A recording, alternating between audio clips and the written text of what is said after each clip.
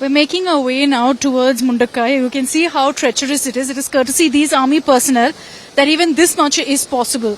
Using barricades, wooden planks, they've created this particular bridge here, makeshift obviously, and when the current goes up, this also is completely shut down. Let's make our way towards Mundakai now. I'm running right through because it's raining as well.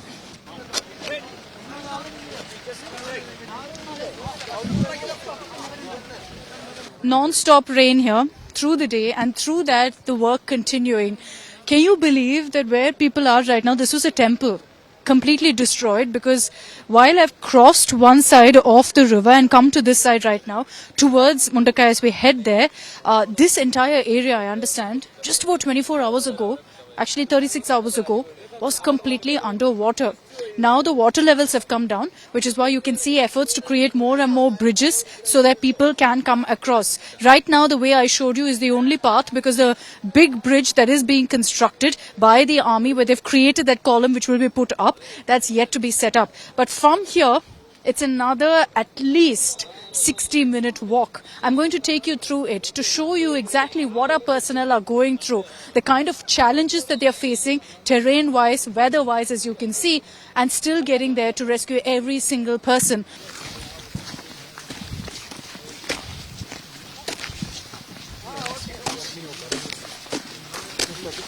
This is exactly what the area of Mundakai looked like before the landslide happened. And I've asked this question several times to several authorities about what triggered the landslides. Yes, natural calamity, but also deforestation, tea plantations all across this entire stretch as far as the eye can see. And it will lead to questions about whether that too was one of the causes for the landslide happening in the manner that it did.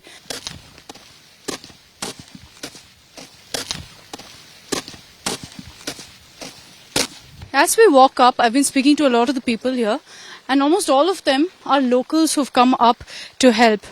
Sorry, നിങ്ങൾ എവിടെയാണ്? Wayanad district Sultan Bathery. എപ്പോ വന്നു ഇവിടെ? രാവിലെ 8 o'clock.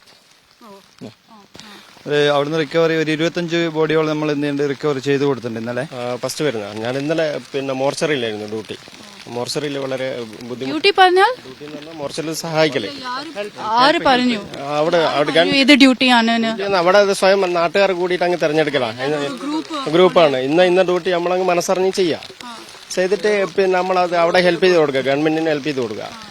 All of them walking uphill, saying several times they've done it and continue to do so. They're not part of any organization, any of that. They're locals who heard of the news and decided, look, amid this torrential rain, we're going to come here, do everything we can to help. And that's the spirit of Kerala that you see here, that I'm witnessing. Behind me is the entire stretch of the river there flowing through. You can see the rocks that is brought along as a result of the landslide. 2 days back, when the landslide happened, the water was right up till here. Now it's receded and left behind all of that debris. Locals tell me that it was along this stretch the bodies were washed up. A lot of the bodies were found almost 20-30 kilometers away from where I'm standing, which is where the actual landslide took place. So you can imagine the amount of debris that really pushed all of these homes, bodies, families across till the very end. Even now at this point, rescue operations continue. You can see there are several officials out there, but it's impossible really to sift through, dig through all of that debris. That big mound behind me, it's untouched so far. This entire stretch here, there's absolutely nothing left. And this was an area full of tea plantations, full of homes. Nearly 400 families washed away as a result of these landslides. You can see the path that the landslide took. All the boulders, remnants of the landslide.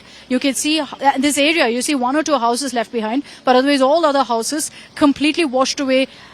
This is where all of the rescue operations continue, even as remnants of the house are being pulled apart right now to reach the bodies that still remain in this debris.